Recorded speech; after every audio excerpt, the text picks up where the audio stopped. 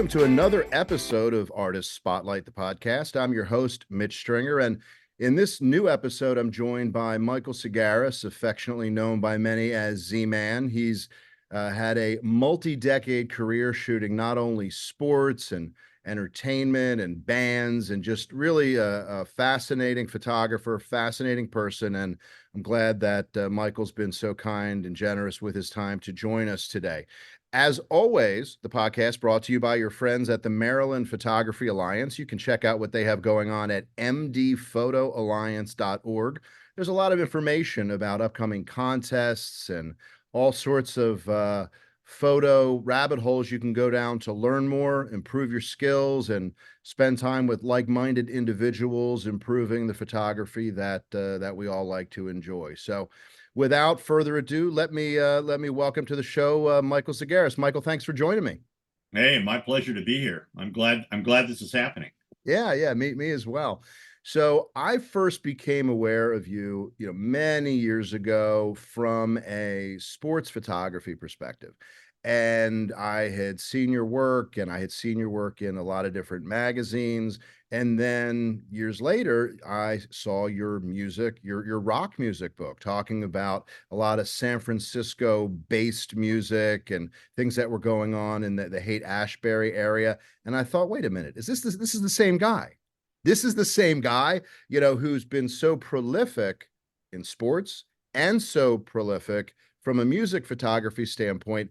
Are those different sides of your brain for you, or how do you kind of turn one off, turn one on when you've got different subject matter, or do you? I don't. I mean, it's all kind of it blends into one, and I'm all of those things. And the reason I got into photography, I'd always shot pictures from the time I was about 5, 6 years old.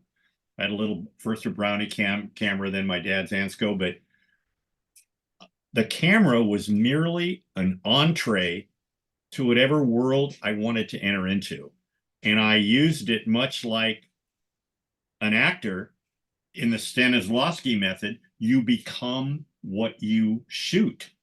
And I was always into music, loved music from, I guess I started listening to the radio when I was like 4 or 5 years old. And, people like Elvis, Ray Charles, all the doo-wop bands. I mean, those were all my early influences. I started going to football games when I was 3, 4 years old.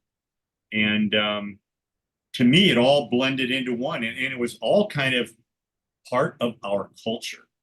If you were born, and I was born in February of 45, that was kind of like Americana of the time. Yeah. And in a country that purports to be so religious, I hold that the real gods in this country are athletes, entertainers, and, God forbid, celebrities. That's kind of where, this all blended into one. So I never had to shut one thing off to turn on another. It was all the same. And I found over the years, so many athletes wish they were rock stars or actors. So many actors or rock stars go, God, I'd give anything to be a pro football player or a Major League Baseball player or a Premier League guy. It's whatever you are, something looks better when you look beyond that.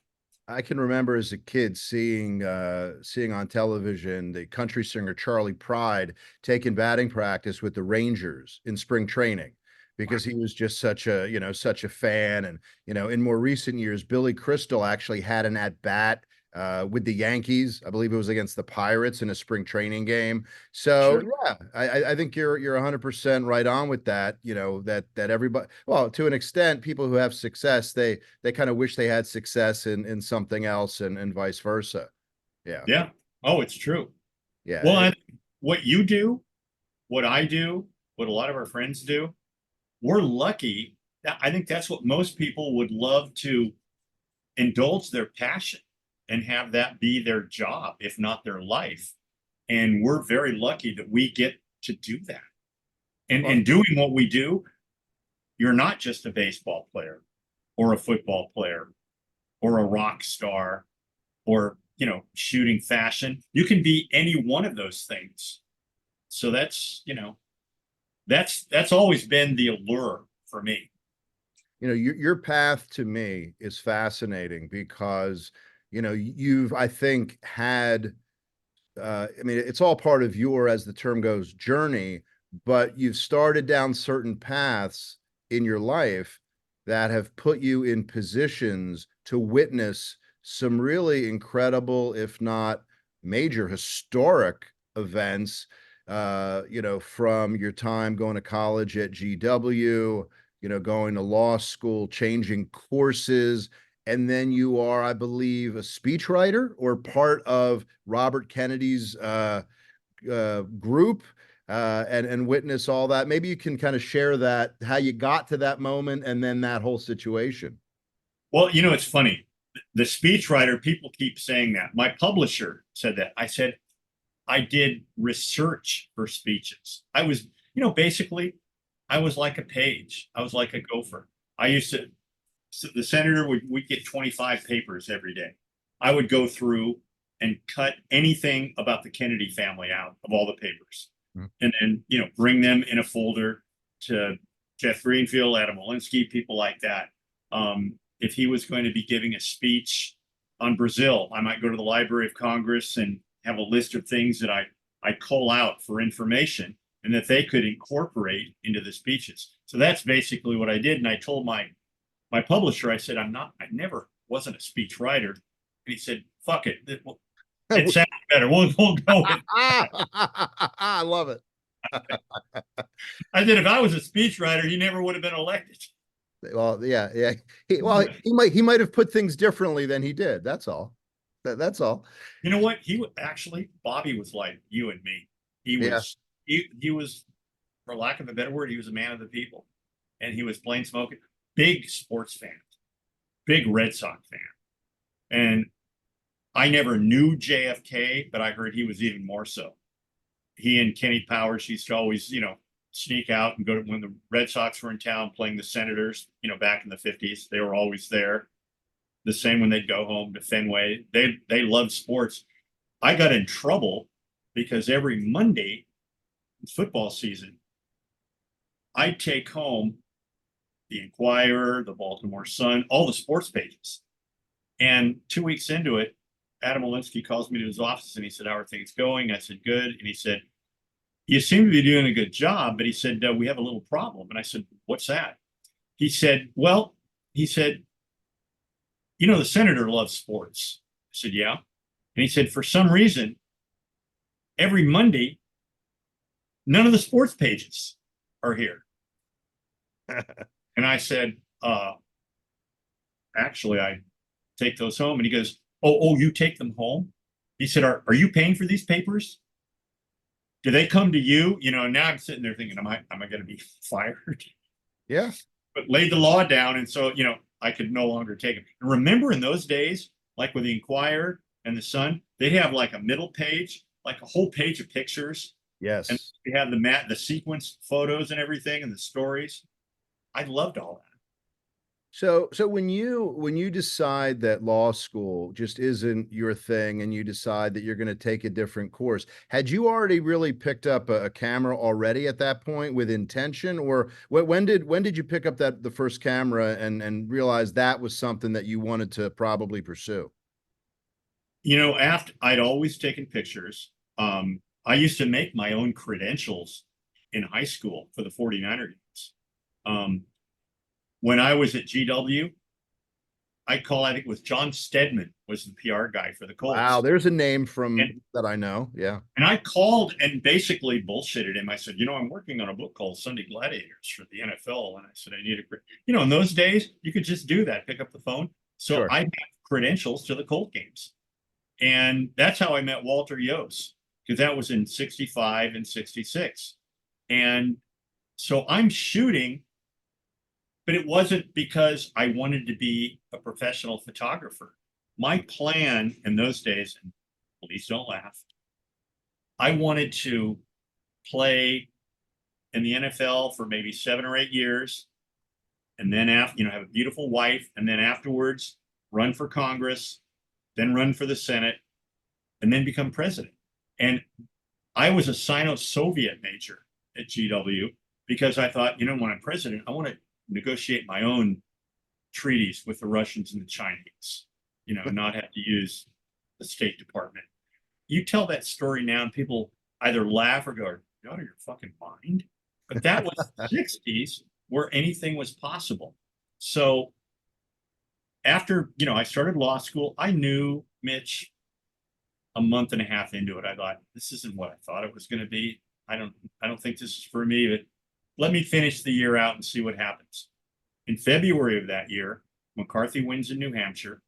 Bobby declares for the presidency. I stay in law school, but I went back to work for him in California and Oregon on the campaign trail, maybe 2 or 3 days a week.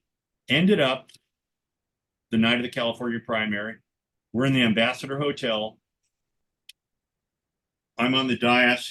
We had a group of, suites upstairs.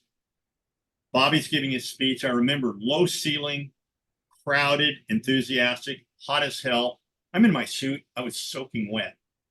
As we're leaving the stage, I remember the last thing he said was something like, "And now it's on to Chicago." And so now I'm thinking we're going back upstairs. Somebody behind me that was with Jesse Unruh said there are buses outside. We might be going to one more hotel. As we went down 3 little steps, and I'm just following people really closely. We started back into the kitchen. Right as we got to the door, it sounded like somebody let out a string of firecrackers. My friend Bill Epridge was behind me. He'd been on the campaign trail sporadically with us. He was shooting for both Life magazine and Time. He knocked me into the door jamb as he's running past me and yelled 9mm. And my first thought was, oh, yeah, that's like a fisheye lens. And I took about 5 more steps, and now we're in the kitchen. Slipped and almost fell. I remember I had to grab onto a kind of a post. I'm thinking oil. It was blood from Paul Schrade, the union man. And then it was pandemonium. People screaming, and it was. And I mean, even now, it seems like a movie that I'd seen. And even as that was unfolding, I still didn't know. I remember I saw Rosie Greer about 10 yards in front of me, and he had some guy, and people were yelling, break his hand, break his hand. And at that point, I still didn't know what was happening. And we all know what went down. I had to fly back the next morning from LAX to SFO. I had a contracts final in law school. We landed at the airport. I'm walking through to go to my car to drive to school, and I hear that Bobby had died. And now I'm not in shock, but I'm just kind of numb. Get to school, walk in. I remember I had like 7 or 8 blue books. Went and sat down. We're kind of in a mini auditorium, and they handed out a sheet with all the questions for the test on there. And I remember I sat there for about 10 minutes, just kind of like, oh. And then I took my wallet out, and I had in my wallet 3 little squares from the baseball cards. Remember they had those wax squares, headshots? I had a Marichal, a Clemente, and a Mays. So I took the Marichal, put it on the front of my first blue book, took a quarter, transferred the face, then drew a little balloon and wrote in, "Mike, this is all bullshit." And I proceeded to fill 8 blue books with how America was fucked and murdered its leaders. Obviously, that was into law school. Sure. My parents freaked. Remember, my dad said, "Yeah, what are you going to do now, big shot?" Yeah. And I said, "I don't know, but I'll know when I see." I started hanging out at the Fillmore because I was really into music, and all the, every week there were 3, 4 great bands, mainly from England. Dropped acid, not to escape, not to get fucked up. I had read Huxley's Doors of Perception. John Hersey, the author, he had written a novel on LSD. And I knew the previous summer, when I'd listened to Revolver, I knew the Beatles had dropped acid. I was both curious, and I was also searching at that point in my life for self, for truth. That first acid trip, it was like the veil had been pulled back. It was amazing. So I now started working on a book on how the English bands had come to this country using mainly our blues roots, Mhm. which many of us had never heard, and reworking them and both changing our culture and in turn being changed by it. So and in those days, 1967, 1968, all you had, I'd go to the Fillmore, I'd have a camera to record things the way you would on a trip, my tape recorder, two or three joints in my pocket, bullshit my way backstage, hang out with the bands, tape record, and working on this book. All the bands and the bands that I really hung with were mainly from England. We were all the same age. Um, they were as much in wonderment of the whole scene as I was. We'd get high, we'd talk, we'd rap. So a year goes by, me doing this, and I'm taking pictures too, but not really thinking of this. Cream breaks up. Eric Clapton comes back with Delaney and Bonnie. He'd always stay at the South Salito Inn because it had no phone in the room, no television. So I showed up, knocked on the door. Eric opens up and goes, "Hey, man, what you doing?" And I had a transcript of our interview that we had done when Cream was breaking up. And I said, "Hey, I'm working on this book. As you know, I've got transcript of the interview. I wanted you to look at it, make sure everything's okay. And I've got some hash. We could smoke some hash and hang out." So we smoked hash, had the kind of esoteric conversations you have when you're high, like, "Hey, look at this bedspread. It's fucking great, isn't it?" You And have the most so, brilliant conversation, right? yeah, Right. exactly. And Yeah. so finally now he's starting to go through the transcript of our interview. I brought some proof sheets along so I'd have something to do. And as he's reading the interview, I'm looking through my proof sheets and he goes, "What you got there?" I said, "Just some proof sheets." And he says, "You mind if I have a look?" I said, "Sure." So I hand him a proof sheet, hand him the loop. Eric doesn't know how to use the loop. He holds the proof sheet like this, the loop like this, and goes, "Oh, right. Yeah, these are great." I said, "Eric, if you actually put the loop on the photo and your eye on the loop, you can see it." So now he starts looking and he's going, "Fucking hell, these are great, man." He said, "Look, can we use these?" And I said, "For what?" He says, "Albums, songbooks." He said, "Look, man, we'll pay you." And I said, "Oh, cool." He said, "The writing's all right, but you should be like doing this for a gig." That was it. It was like right at that moment, I thought, "Oh, wow." So a month later, Humble Pie comes in, and I'd done them before, and Peter Frampton was the lead guitarist.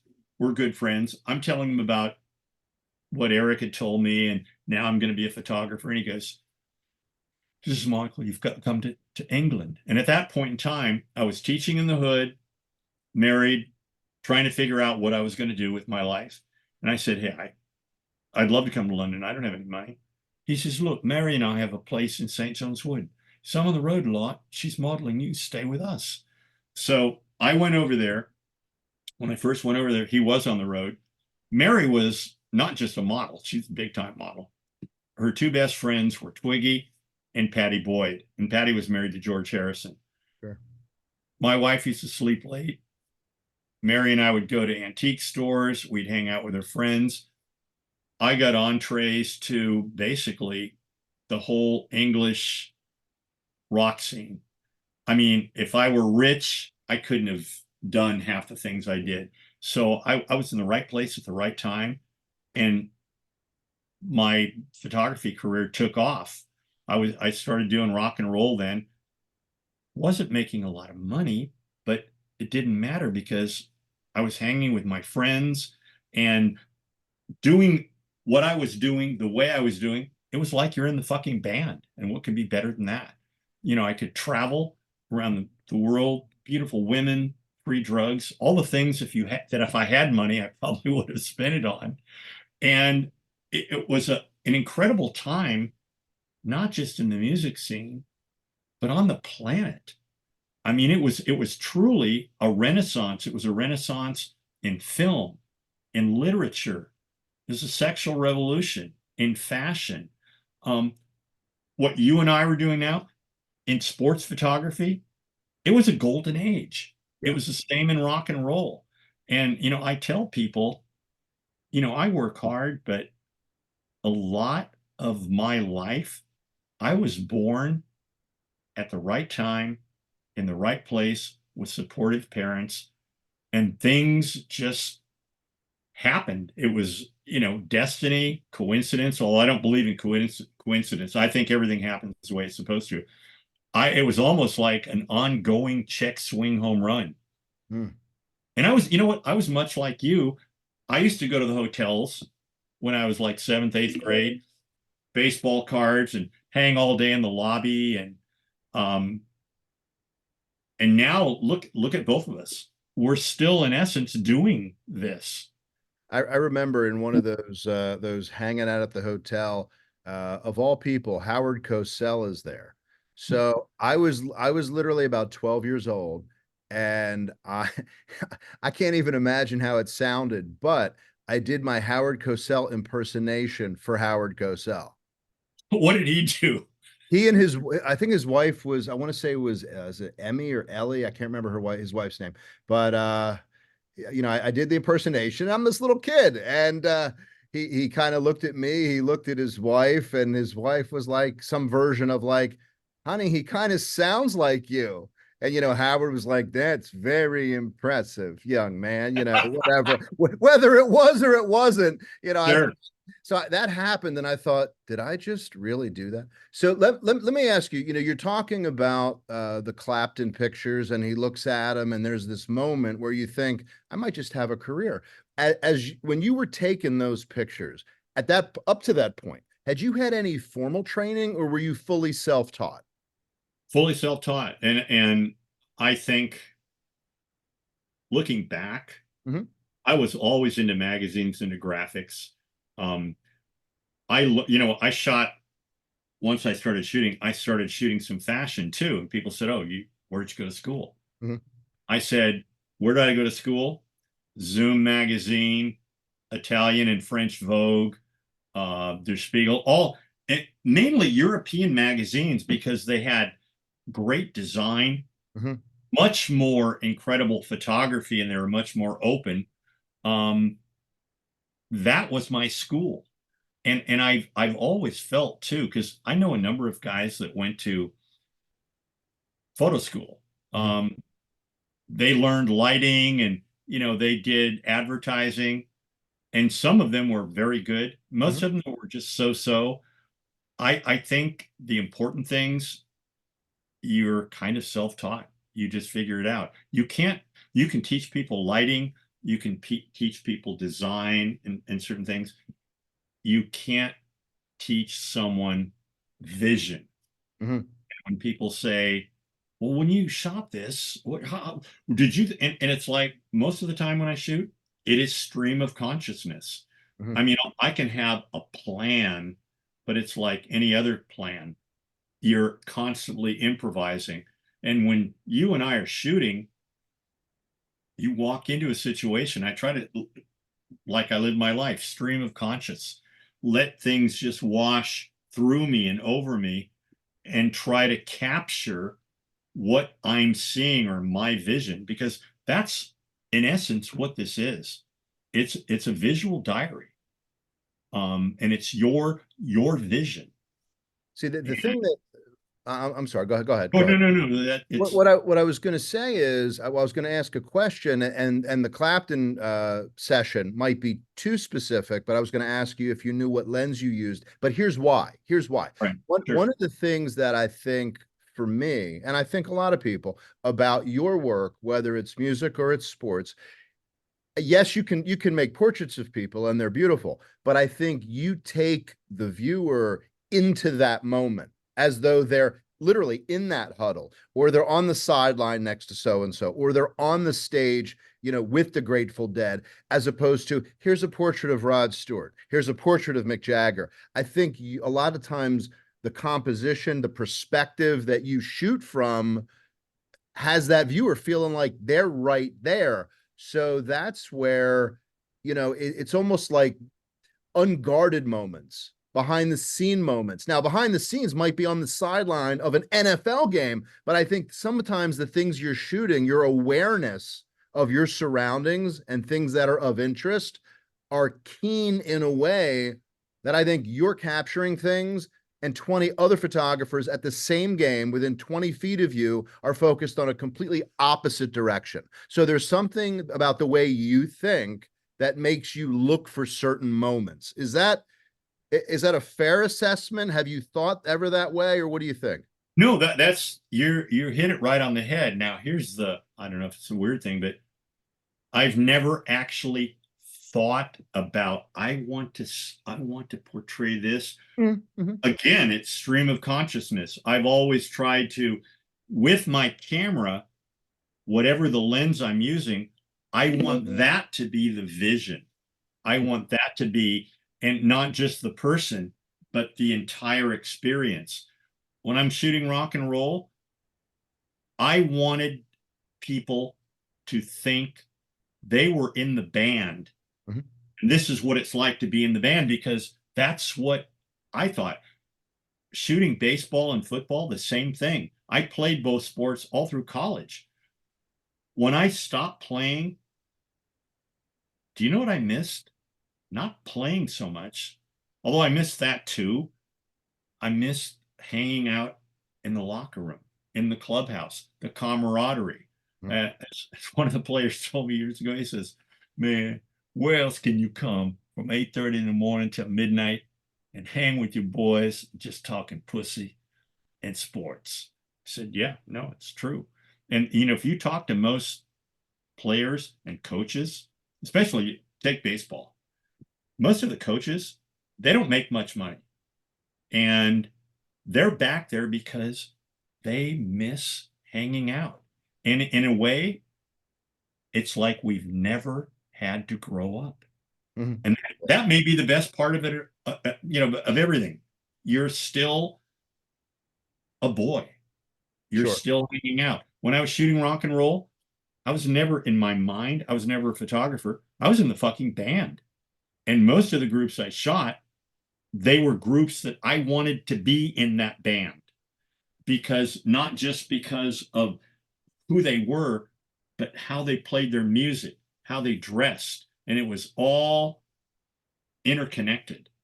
And again, it was like, and is like, you're in the movie, you are the movie. And that to me is truly the payment. And what I know, everybody that does this, everybody's got their own reasons. And there are no right or wrong reasons. I think each person has to reach into themselves. Who am I? What do I want to do? We're lucky we came up in an era where you could actually do that. I mean, can you imagine now being 18 or 19, trying to shoot anything, whether it's sports, whether it's music, whether it's photojournalism, and do it the way you want, and actually own your images? It's difficult, if not impossible. Even if you're Peter Beard and you have family money, there are a lot of things now you can't get the access to because the corporations have pretty much usurped all of that. Well, you've got, at best, you've got first three songs, and that's from the front of the stage, and you're shooting up somebody's nose, essentially, or the Yeah, microphone is in their face. yeah, For the people who were listening, just to give some added context. So we mentioned Eric Clapton, we mentioned Peter Frampton, but there's groups and bands like the Stones, Tom Petty, Grateful Dead, The Who, Blondie, The Clash, many more that you've shot throughout your career. So, when you look at some of the groups that you shot in the 60s, and then you kind of move that forward into groups that you shot in the 70s and into the 80s, like Blondie and some others, was there much tangibly different about the shooting experience in San Francisco in the 60s? And then some of those other bands 15 plus years later, had it started to become a little different, or not necessarily? it started to become different in the mid to late 70s. And I Okay. remember with the Who, with Peter, even, when he left Humble Pie, once he became, any of those people become megastars, you're dealing with the labels, their publicists. I was fortunate in that sense because with most of those bands, Stones being the exception, I was dealing with the band members when you could still do that. Yeah. And you were basically with them. And I won't say that doesn't happen anymore, but it's very infrequent. When the Stones played, I think Kevin Mazur shoots Mhm. or was shooting for them. They own the stuff. I think he can shoot one, maybe two shows where he can actually take the pictures and do something with them, but they have to have first like, oh, you're not using that. Sure. And it was never like that with the other groups. Um, and there was some stuff. I mean, I've got Lou Reed shooting up. Yeah. I mean, you Yeah. were there. And I remember showing Lou and I said, hey, don't worry. Got a whole proof sheet, him tying off, shooting up. I said, nobody will see these things. Oh, this is beautiful. He said, can you blow this one up 11 by 14? Maybe give me 6 copies. I'm going to give this as gifts. As gifts. I said, really? He said, yeah. And I said, well, and I was on assignment at that point for Cream. I said, Rolling Stone's going to review your new album. You want me to put this in here? And he goes, oh, that'd be cool, man. And he said, here, this guy here, he's doing a book on me. Call him. I'll bet he'll want to use these. Now you're going through a phalanx of PR people. Hmm. I remember, Mary Ellen Mark, great photojournalist. She subsidized a lot of her own projects because she used to do stills for movies. You can make good money doing that. She Sure. said toward the end, and her best pictures were, in off moments. And she might be in Morocco with Brad Pitt somewhere, and they're shooting, and all of a sudden, some 28-year-old girl will come up. Who are you? Stop shooting right now. What's your name? Mary Ellen Mark. Hold on a second. Yeah, I've got a Mary Ellen Mark here. Do you know who this is? Now you can't take pictures like this now, and we have to see them. Everything changes. I mean now it's crazy. I'm glad I'm the age I am because I couldn't have done half of the things I've done when I started out now. And I'm very fortunate that I'm with both the A's and the 49ers. I still have total access and I can do what I want. Although with the Niners, when Harbaugh was there, it was a struggle. Yeah. And for 2 years, I couldn't do much. And I finally had to have, I told Bob Lang, who was our PR director at the time, I said, look, this isn't working for me. I said, I don't want to go over your head, but I'd like to talk to him myself because nothing against you, Bob. You can't advocate for me the way I can. He goes, huh, all right, but it'll be your funeral. And I said, you know what? It may be, but at least I'll be the architect of it. Sure. And, we had 3 meetings. One was a throwdown. And I was he said, now it's a distraction, the play. And I said, distraction? We won 5 fucking Super Bowls with me in there at every second. That was not a distraction. I said, teams went to World Series with me in there. That wasn't a distraction. I said, my friend Pete Souza, he said, last year, he was in the room with the Joint Chiefs and the president when they brought down Obama. That wasn't a fucking distraction. What are you talking about? Oh, And Osama bin Laden. Yeah, yeah, that yeah, was Osama bin Laden. yeah, yeah. And he goes, well, you say you're invisible, but you're not. And he got out of his desk and laid down on the ground like, so you're like this almost triple. And I started laughing. I said, that's hilarious. It's not that bad. He goes, no, it's worse. He said, and why you don't have to drop F-bombs. And I said, Coach, why is it anytime anybody doesn't like what you say, instead of talking about what they don't like about what you say, they talk about the language? I said, it's bullshit. He said, maybe you can shoot through the door. Let me think about this. And I went, oh, okay. So the next day, I'm at practice. Jeep Chris, who's our quarterback coach, comes up and he goes, Z-Man, so I hear you dropped a lot of F-bombs with the coach and threw a chair. I said, what? He said, yeah. I said, I didn't throw a chair. I said, I got up fast and the chair tipped over. I said, how many people know about this? He goes, everybody knows. And I went, and he said, no, no, it's okay. He said, Coach loves this shit. It means you're competing.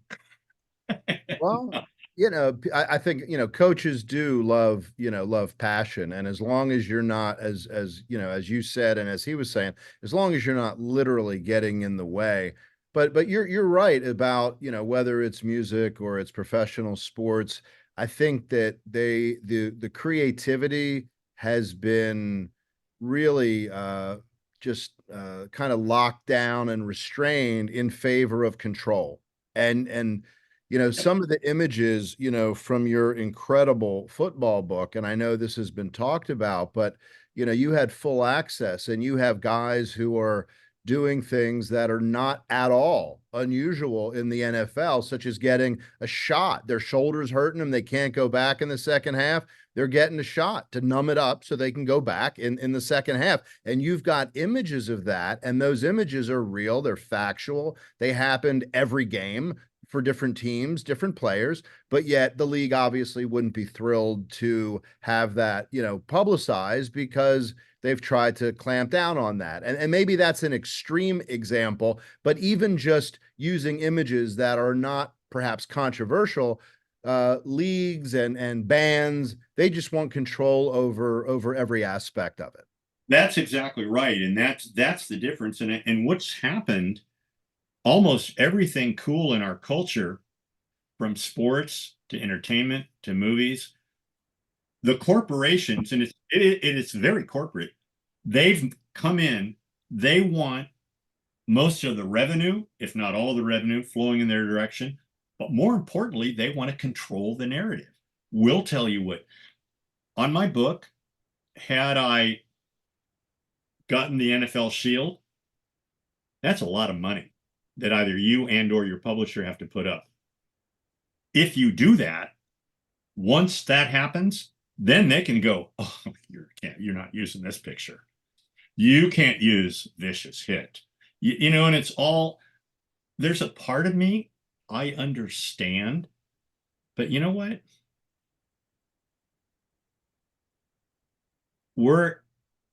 I don't like corporate think where it's all about profit, and the people in those jobs very often, they're the middlemen. And it's like, who are you? We'll tell you if you can see it. Oh, wait, let me ask the coach if you can do this. Oh, I just asked him. You can't. And he never even asked him. Right. And that's the world we live in. And you and I are spoiled. Yeah. And I'm glad I'm almost done, in the sense that I love everything about what I do except dealing with that. And that's become almost all encompassing now. And it's sad. Yeah, yeah, it takes away from, just as you said, being in the moment and just, going for what in that moment. Well, let me change gears and talk about your time with the A's. So Right. you joined the A's in the early 70s, is that right? Well, I shot them in the early 70s. Okay. And when I was shooting baseball cards, I started with Tops. Then I went to I think Donruss. I did Clear, some maybe? deck, and just, and that, at that point in time, it was the golden time for baseball card shooting. Yeah. But then I actually went to work for the A's in 1981. Okay. I mean, it's funny. I got a call one night, 4 in the morning. We were sleeping, and the phone rings, and I said, "Hello, hey man, I'm here with Wally Haas." It was a friend of mine that managed rock and roll bands, and he said, "Wally's looking at some of your pictures. His dad just bought the A's. They need a team photographer. You want to work for him?" I said, "Yeah, man, sure. That sounds great. Call me later." Hung up. I told Kristen, I said, "These guys are probably coked out of their minds." I said, and I totally forgot about it. So about a month later, Jack calls back and he goes, "Hey, Wally's really hurt. You haven't called him back." And I said, "What are you talking about?" So he refreshes my memory, and I said, "Oh, that call? Is that Right. for real?" Because I had met Wally once before. He was managing Sons of Chaplin. And when his dad bought the team, he became team president. So I went in again, right place, right time. I started shooting for the A's. And 81, that was an exciting team. Billy had taken over.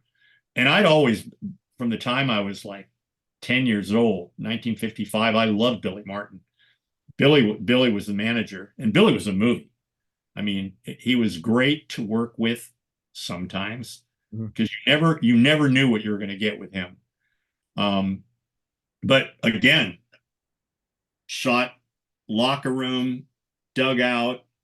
Um, I could write a book that would be 1,000 pages of stories with Billy and the team and his coaches then. I mean, and those guys, they were they were professional drinkers. Oh yeah. Oh, And the whole coaching staff, Art Fowler, we had Eddie Matthews, you have I mean, Lee Wall, or with Lee Lee Wall. Walls, Yeah, Lee Clete Wall. Boyer. Yeah. Oh yeah, yeah. I mean, it was crazy. And at a time when there was a whole transition going on, because most of the coaches and managers, they were heavy drinkers, to say the least. Yeah. And most of the players coming up were smoking weed, and then cocaine came in. So you had a clash of two cultures and two worlds. And sometimes it was hilarious sometimes it was pretty volatile. Well, aside from the big name, of course, Ricky Henderson, but I remember guys like Rick Langford, Mitchell Page, Matt Keogh, Yeah, Shooty Babbitt, Mickey Klutz, Fred Stanley was there for a year or so. I mean, sure. Mario Guerrero, I mean, Mike Norris, I remember those guys. I again, there are so many great stories. I remember we had a night game, and somehow I'd run out of film, and instead of in the clubhouse, I had a couple bricks in my trunk in my car. So now it's twilight, it's getting dark. I go out to the car in the players lot, and all of a sudden I see this guy ducking down, and I'm going, somebody's jacking my car in the players lot. Oh And I God. get closer. It's Mikey, and he's got a pleather coat, ankle length. He's got his flip-flops and his sliding pads on. And I said, dude, what are you doing? He goes, oh man, it's you. I said, yeah, I'm getting some film. I said, what are you doing out here? He said, oh man, I'm in a call, man. I'm waiting for somebody. And I said, Oh. can I wait with you? He goes, come on, man.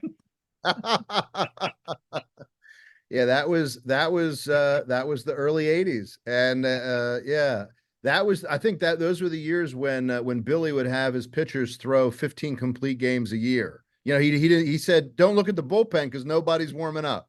Yeah, well, Langford in 82, because in 81, I think we had four guys that they all led the league in complete games. Brian Kingman, Hmm?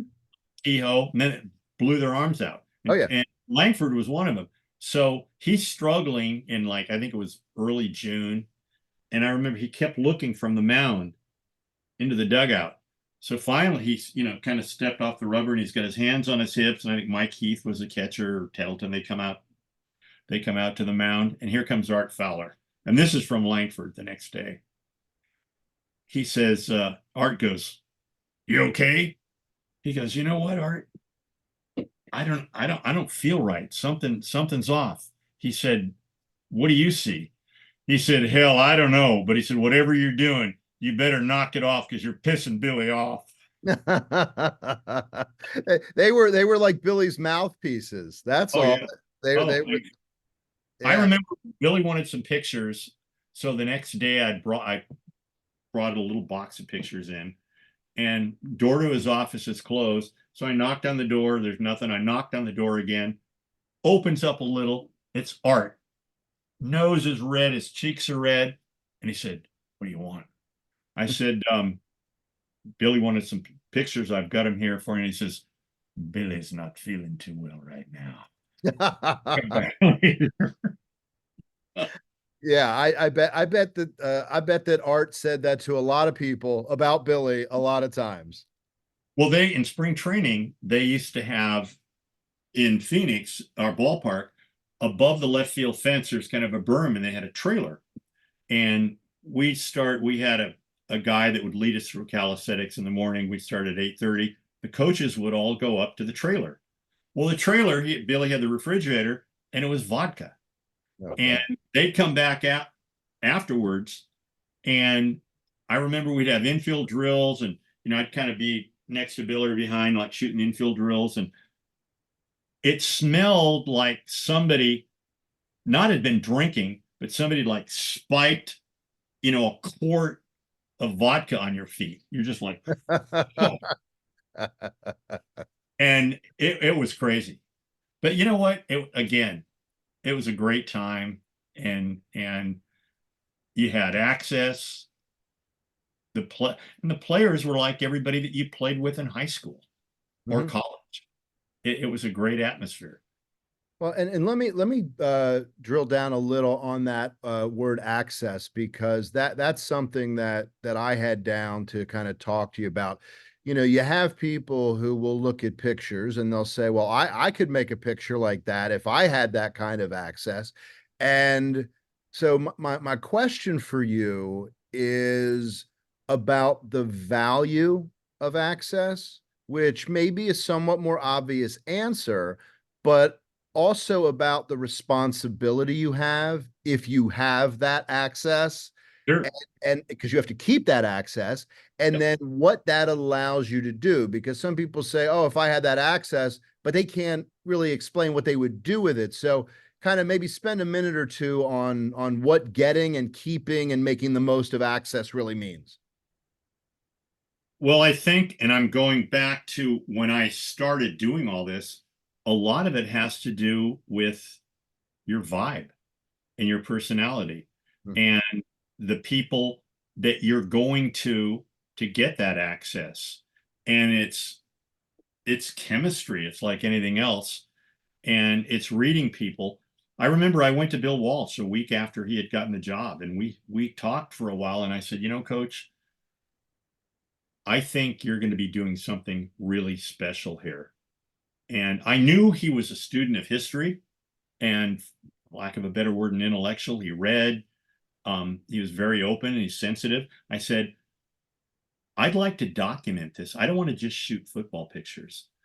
I want to document this as history, the same way the White House photographer might document a presidency. I want to get everything. But in order to do that, I'm going to have to be on the bus. I'm going to have to be in the locker room before the game with the players. Halftime, post game, I want to be on the bench. I want to document this as a player. And he said, I see what you want to do. I said, what happens if you go too far? I said, you know what, coach? I'll be honest with you.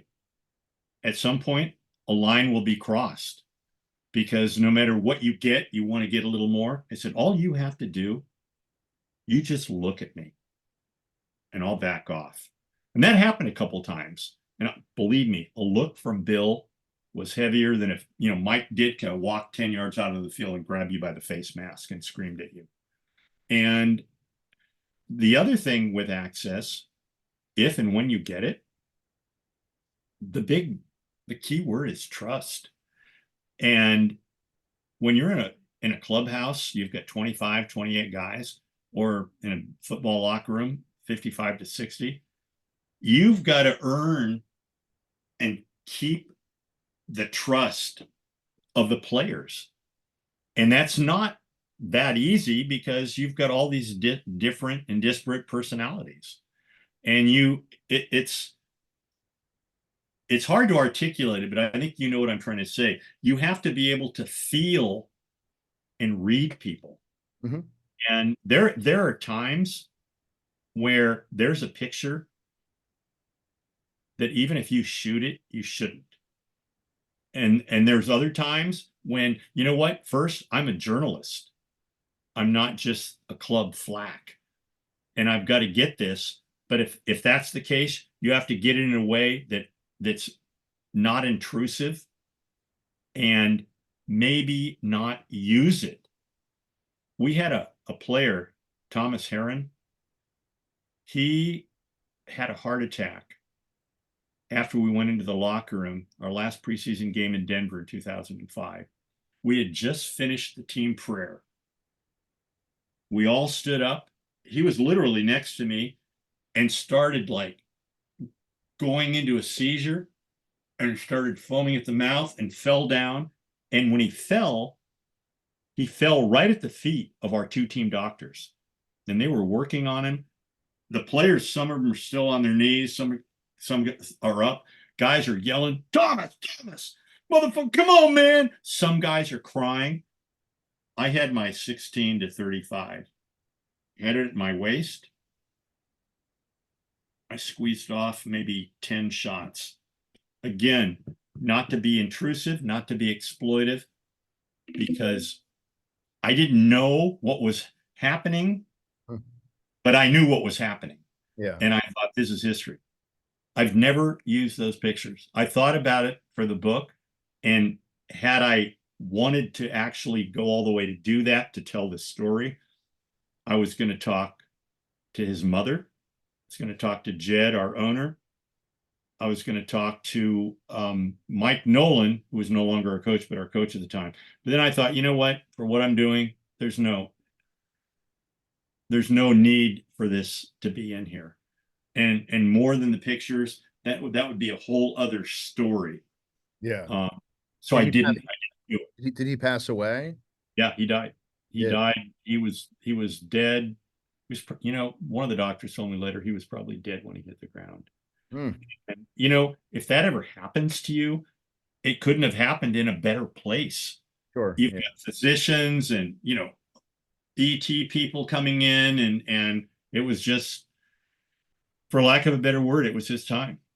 Um, Wow. Yeah, I would say not someone passing away, but I was shooting it was the Orioles Tigers at Camden Yards.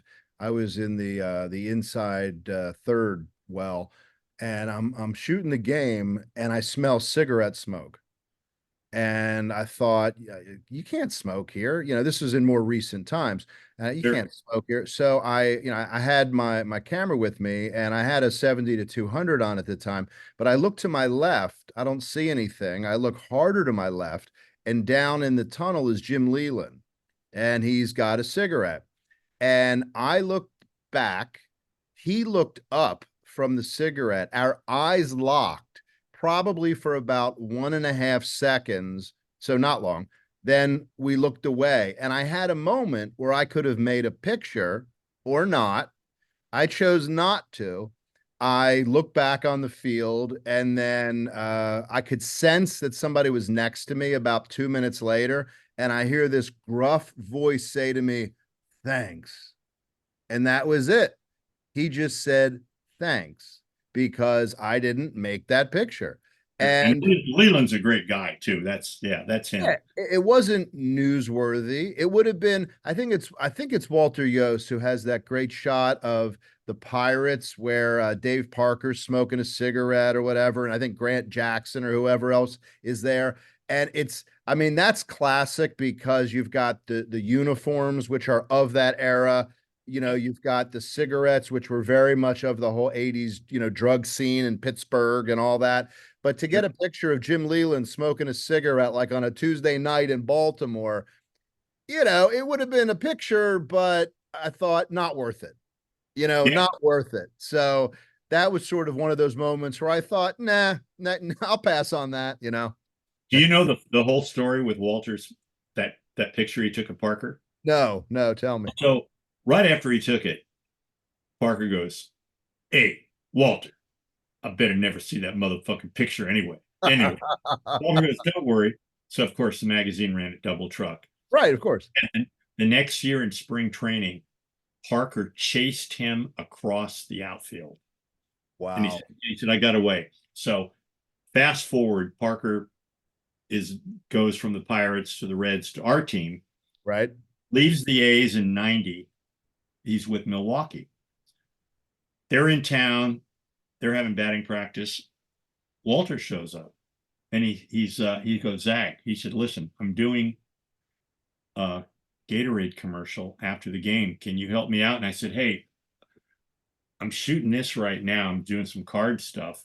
just walk with me and, tell me what you need me to do, and I'll help you out. So we get pretty close to the cage, and all of a sudden he started to go, so, hey, I can't. And I said, what? He says, fucking Dave Parker. He Yeah. said, I told you that story. And I said, hey, don't worry about it. I'll take care of it. He'll be fine. So Walter goes, no. Parker comes out of the cage, hits me on the shoulder of the bat, and goes, Z. And he goes, and turns and sees Walter, and he goes, oh, well, if it isn't Walter motherfucking Yost. So what's your ass doing here? Walter goes, Dave, I'm here doing a Gatorade commercial. And I said, don't bullshit him. He's here doing something for the American Tobacco Association. And Parker started laughing, and that was the end of it. I remember we were walking back. I said, man, don't ever give your lunch money up to the bully. I said, he's fine. He was just giving you shit. He's not going to do anything. So I have one of the things that I did for many years is collect game used players' bats for many, many years. And I have one of Dave's from when he was with Pittsburgh. It's a 36. Yeah. And that bat is so heavy, it's like swinging a telephone pole. Yeah. And he was just, just a massive, massive man and incredible, incredible talent. I mean, just phenomenal. So let me ask you, talking about your books, Total Excess, which is incredible music photography, and your recent book, Field of Play, as you were working on each of these, maybe give an idea about from the inception of the idea to the book is published and ready to be purchased. How long did these take? And give listeners a snapshot into the editing process, because I've had one book and I know how hard that was. Your books are, quite a bit longer, and I just can't even imagine. So what was that like for you? The rock and roll book I had been thinking about for a while, and a good friend of mine, Dagan James, had a magazine in New York called Lid, which was a great art magazine. It was like artists, musicians, dancers, and we always talked about, he said, we should do a rock and roll book. And I said, yeah, okay, let's do it. And it took about 3.5 years. It was a labor of love. And doing something like that, you have to have somebody like Dagan, who's a great editor and also knows your work and loves it, and a publisher, Tony Normand of Real Art Press in London, that really understands what you're doing, and they're about quality. I wanted the book to be, I won't say I didn't care about the money, but I didn't care about the money. I wanted the money to go into the book. I wanted the best paper. I wanted great design, because you can have great pictures. If the design's no good, it's like, fuck, it's like being a hot chef and serving it up on a tin plate and go, here. And then I wanted, you've got to tell a story. And so we'd sit around and brainstorm and go through boxes of pictures and, cut it down to what we thought, and then cut it down again. And it got to a point where it was what we wanted. And that was, and I knew music, the bands, there were no limits. You could put anything you wanted. Nobody's worried about their image, because the badder boy you are, Right. it is for your image. And and also the record companies, the groups, nobody was going to come in and go, you can't do this. And in that sense, it was relatively easy. And it was great, because when you're going back 20, 30 years, sometimes you're looking at things that you shot that you forgot were there, and you're sort of reliving it again. And it was very heady. I mean, I loved doing it. It was almost like doing it again the second time. And when you do that, that is the payment. It's just like what we do. It's not about the money. It's about doing what we do the way we do it. That is the real payment. With the football book, I was very fortunate. during the pandemic, when we were all just basically locked down at home, I started going through my pictures. I mean, slides. I remember when NFL Properties went out of business, they sent back, I think, 15 boxes, big boxes Oh, of 8 by 10 black and whites and all that. So I started going through all that. And I was fortunate. Steve Fine has been a good friend since the late 70s, early 80s. You know, when he was first, he was photo editor for the New York, sports photo editor for the New York Times, and went to SI. Um, he flew out 3 or 4 times. Brad Mansion, huh. who's a great shooter in his own right, but an even better editor and historian. I mean, he was over here sometimes once a week for 3 months, and we were going through pictures and telling stories. And then the three of us would get together. Peter Miller came in a couple times, and we culled it down. And God, when you're going through 60 years worth of stuff, Yeah. it's hard because I've always tried to look at when I'm doing something like this, I want to try to look at my work as if it's somebody else's work. Mhm.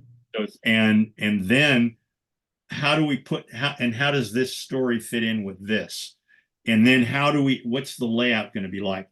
And I was lucky with my publisher for the football book, Cameron.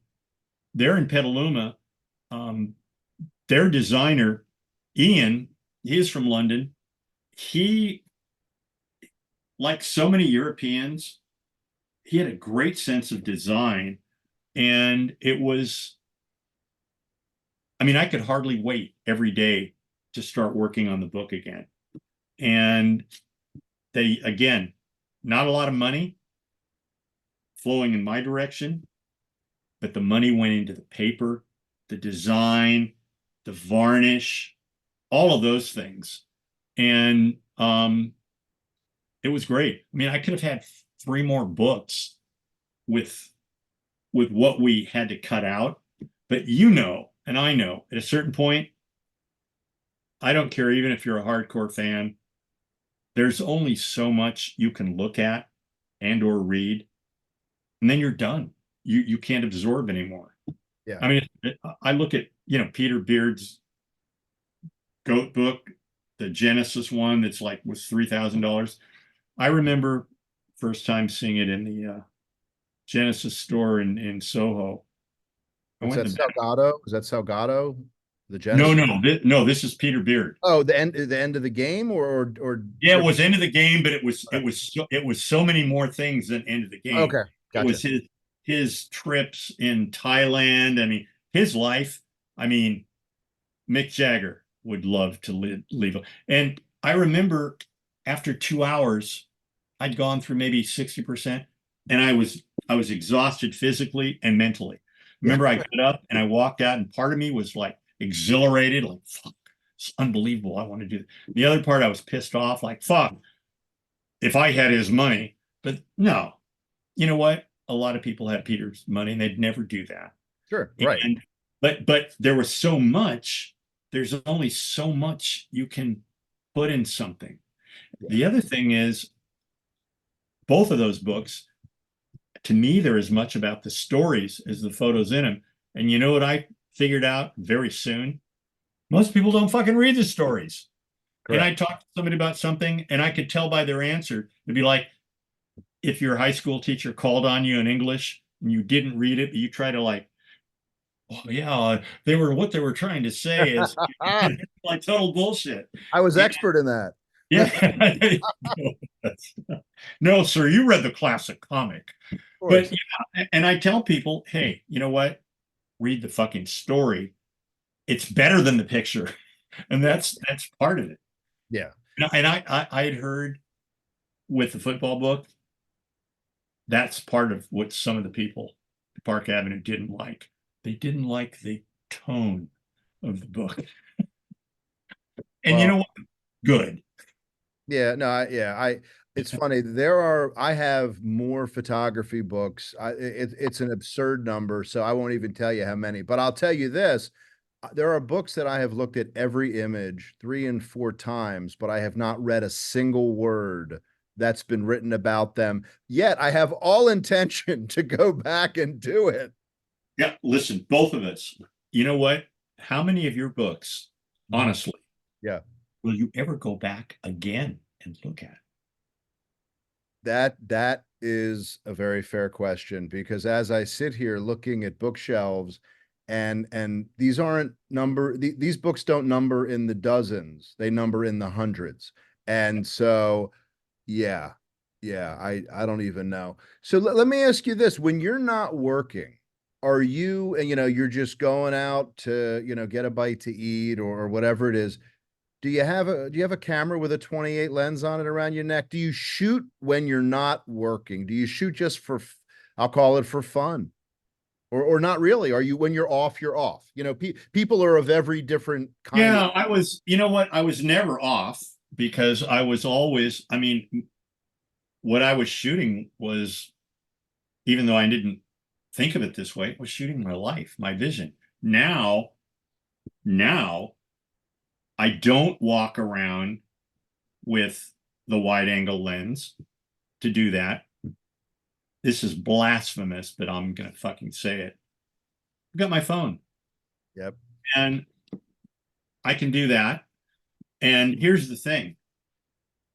At 78, even if I, like if I shot it, it's not going to be in a book.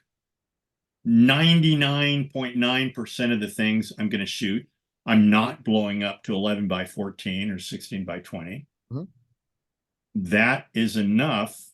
And I've got so many, like you do, I'm sure, so many images. If I had all the money in the world, there's no way I would have the time Yeah. to do that.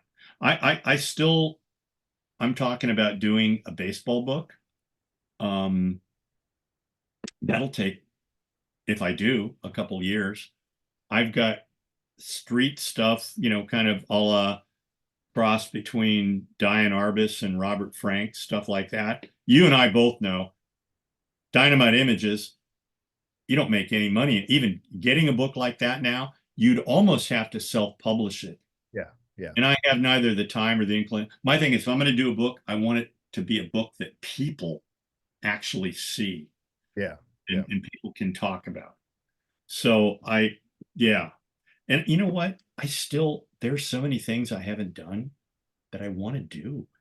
I, um, I wanted to go to the Ukraine and cover that, like John Moore. My wife said, "Hey, you're going to get killed." I said, "I'm not going to get killed." And if I do, that's all part of it. I mean, again, I want to document it. Mhm. I want to bear witness. I Yeah. want to live it. And that's why I've done everything that I do. I want to live those moments as only a participant can live them and then share them with people that and somehow make a living. Well, I haven't made much of a living. I've been lucky. I live in the city. I still live in the Haight. I'm still renting Mhm. because to live here and buy a house, Yeah. Oh. if you're not in the cartel or have family money, that's not happening. And I thought, I don't want a fucking house in Salida, Kansas, Mhm. where it's about headspace, it's about energy. I want to be in a place that's always happening. Um, that's why I think we do what we do. That's Yeah. why you went to Cross Keys Inn with your baseball cards, not just to get them signed.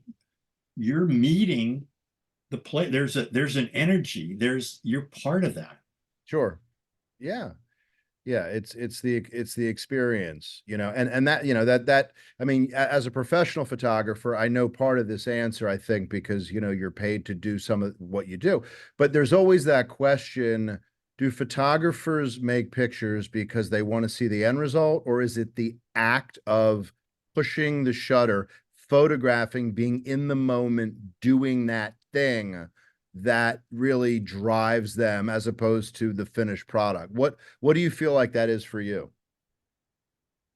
I think it's actually in the doing Yeah. and the The photograph is the end result of that. Mhm. Um, and if that weren't the end result of that, I'd still want to do that. I'd want to be part of that. But what other profession can you do that in if it's not photography? I mean, you can't be in the band unless you play an instrument, unless you're the photographer. You can't be on the field or in the clubhouse or with beautiful women shooting or, you know, on the street in a gnarly scene. I mean, you're living those lives. That's why, like street photography, you look at two of my influences of that were more recent, Robert Frank, Diane Arbus, two completely different styles. Mhm. Robert Frank, the outsider, I won't say he stole the pictures, but he shot them. And you could tell it was kind of like fly on the wall. Mhm. Yeah. And and she was a bigger influence than me. She fucking interacted with everybody. When I'd go to Skid Row, I'd hang there all day and I'd talk to people and I'd get into their lives and sit with them and there'd be an interaction and an energy transference and it was incredible. Now, you know what's funny now? Where we are as a I don't want to say just as a country, as a people, I don't want to say you can't do it, but you can end up dead Yeah. easy. I mean, it almost happened to me a couple times in the late 60s, early 70s, but I was too young and naive and crazy to either think about that or care. And I was lucky, but I wanted to have the experience. I wanted to, what is this like? I don't want to fucking read the book. I want to be the book. I And don't that, know. I don't know if you've ever heard of John Free. So John Free, I want to say he's based in LA, but he's been a photographer for decades upon decades. What he would do is he would ride the trains and he would photograph essentially the stowaways in the boxcars and that whole way of life. So, like you're talking about like a kind of Skid Row where you kind of almost blend in, you interact, you build rapport. He's photographing the people who are, they caught a train from Kansas to, San Bernardino, and they had to get out when they stopped to load cows or whatever it was. So it's, these are areas of life that the majority of us, it's not part of our day-to-day experience. But when you're photographing it and you're capturing images, I think on its best day, it makes everyone aware, if they're willing to stop and listen and look, makes everyone aware of this big world we live in. But when you see it, it's more accessible, so you can't ignore that it exists. And that's what people I know, whether you're capturing images of the southern border, or you're capturing images of the Ukraine, or you're capturing images of Haiti or Cuba, or it's very easy to turn on our air conditioning, put on our Patagonia jackets, and feel warm and comfortable. But sometimes it's okay to be uncomfortable and see, the world in a sense. yeah, no, exactly. Exactly. Yeah, and I think that's what photography does. On its best day, and it's probably not now because things have become very corporate. But when you look at, and I'm not singling out National Geographic, but when you look at them and you look at many, many, many other magazines, we just had really essentially the shutdown of Sports Illustrated. So many of the great magazines with phenomenal writing, with phenomenal photography, it's been dumbed down in the name of corporate profits, and all of us are worse for it. I mean, that's just my opinion. No, no, that's, I mean, it is your opinion, but that's also, it's a fact. And you know what? It's fucked us as a nation, as a people, and as a planet. And what's happening here, Mitch, is happening everywhere. Yeah. And I mean, in a way, I'm glad that I'm at the end of this. I'd hate to be 16, 18, and I'm an optimist with where all this is going, um, and see where it ends up. I Well, mean, here's I'm going to give you some reasons for optimism. So So there are various groups, NGOs, and others who are teaching young people in communities around the world about photography and giving them cameras to be able to document their lives, their communities, their hopes, their families. And so not only is it teaching young kids how to work a camera, just fundamentally, but it's also giving them the opportunity to grow their self-esteem, because having this technology that's really not affordable to anybody in their family, neighborhood, community, they are the storyteller for the community. So, there's some good things that are happening, and hopefully some of those kids will become hobbyists, photographers. Some may become the next Nobel Prize winner in 10, 15, 20 years. So there are some good things, though, that are grassroots that are happening. Yeah. Well, and the camera is always, I mean, it's our window to the world and to the Yeah. experiences that are outside of us. And I think I've learned more with doing what I do and going where I'm going with where the camera leads me than if I would have gone to grad school. And I mean, I always tell people, you travel and you interact with people, that's college, that's knowledge. And I mean, that's why we're here to grow and learn. And, as long as you have breath in your body, you're learning every day. You're learning lessons, you're hopefully expanding your knowledge, you're becoming wiser. I mean, I often say now, fuck, I wish I would have known what I know now 10 years ago or 13 years ago or 30 years ago. But that's Sure. what life is. And, we're using this camera to both learn and document our journey on the river of life. And we're so fortunate to be able to do that. Yeah, yeah, no question. Well, let me ask you this kind of this last question, and we've touched on some people, other photographers, like Diane Arbus, and we talked about Beard, we talked about Walter Yost and Brad Manjan, a lot of people. And for the people who are listening, who really enjoy just really super high quality photography and storytelling, who are a few people, photographers? They could be, your peers. It could be, before you even really got started. Who are people, photographers, that you really enjoy their work that maybe listeners might want to check out as well? Now, that's a hard question to ask now because I mean, I could have made a list before. For me, Sarah Moon, um, Deborah Turbeville, we did fashion in Europe. They're very dreamlike. Um, David Hamilton for his fashion, although he fell out of favor with people because I guess he had relationships with some of the young girls that he was photographing. Um, a lot of the photojournalists, I mean, Robert Capa. Sure. Um, When you were in England, when you were talking about staying at Peter Frampton's place, that had to be kind of like a high point for like the David Baileys of the world over there, shooting fashion. I would yeah, think. David Bailey, Avedon, and Yeah, and and again in Europe, even now, you didn't have to worry about nudity. I mean, they were larger.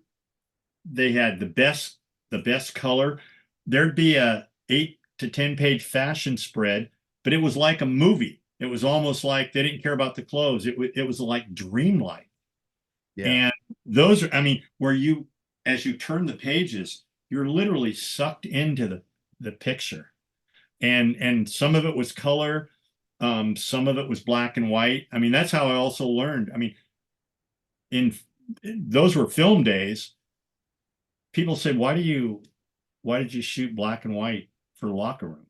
I said, because it felt black and white. And yeah, it was evocative of the mood and of the whole aesthete. And I said, some things were color. I said, you look at a movie like The Hustler, and then you take The Cincinnati Kid, both similar genres, but The Hustler felt more, you had the feel of the whole scene. And the Cincinnati Kid was dynamite too, and it was color, but because of that, it was a whole different feel. And I think you can paint with film. Um, you can, it's about telling stories. And that's most of the photographers, and David Bailey was one, but there were a number. God, there was a guy in Marin. This is a bad thing about as the older you get. I can see the picture. I can see the person. I can't think of his name. We sign off and go, oh God, it was this guy. But there were a number of people like that, where you just see their vision and you'd be like, oh fuck, this is amazing. Well, your memory and your attention to detail reminds me of listening to so many professional athletes. I'm reminded of Jim Palmer from the Orioles, and you say, "Hey Jim, you pitched in game such and such of the '71 World Series," and he'll say, "Yeah, so I started Stargell off with a slider on the outside. I had him looking away, and then I went up and in with a fastball, and then he foul tipped it off the label." I mean, the ability to recall is something that I can't tell you what I had for dinner last night. He can tell you how he pitched Stargell in '71, but I've heard you with detail that is incredible. So your memory, don't kid yourself, is incredible. You have an amazing memory. Well, for a lot of the older things, because the things that the younger you are, those are the things that really imprint on you. Yeah. And I think our minds are no different than a mainframe computer. And think of the amount of media, of visuals, of music, of all the stuff we've taken in our lifetime, more probably in 2 or 3 years than our ancestors did in 2 or 3 lifetimes. Yeah. And it's all there. It's being able to recall it. Yeah. Yep. Um, I mean, I still remember, I told you when we were on the phone, I still remember going up to Lenny Moore's hotel room as if it were yesterday. I can still remember the carpet, and I can remember when he opened up his suitcase and it was like turntable and everything. I mean, Wow. yeah, because that was such an experience. I mean, to me, I couldn't have been any more blown out as if I went into the Sistine Chapel on acid at 15 years old. It'd be like, oh my God. Yeah. Yeah, well, fortunately, through photography, at least some of our experiences we're able to capture and look at for a lifetime. And, I can tell you that, I'm a huge fan. I, have listened to many of the podcasts that you've been a part of, and I want to just thank you for your generosity of time to spend with me today. It's been just an absolute pleasure talking with you, and I can't thank you enough. You know what? I can't thank you enough for having me on. And what's been great, whether we're podcast or nothing, this would have been great in a bar or in a living where finally somebody go, hey, you know what? We're closing. Get the fuck out of here. Yeah, well, you know what? Hopefully, whether you're in Baltimore or I'm in San Francisco, we'll have to be in that bar and do that. I think we had to go down to old Prop Joe's in the wire. All right, Michael, thank you so much. We'll talk again soon. Definitely. So, everybody, great talk with Michael Zagaris. I hope you all enjoyed it. For everybody who wants to know what I have going on, you can check out the latest that I'm doing on Instagram at Mitch Stringer Images. You can also go online to mitchstringerimages.com and check that out. We'll be back twice monthly with another episode. And until then, I wish you great light and happy shooting.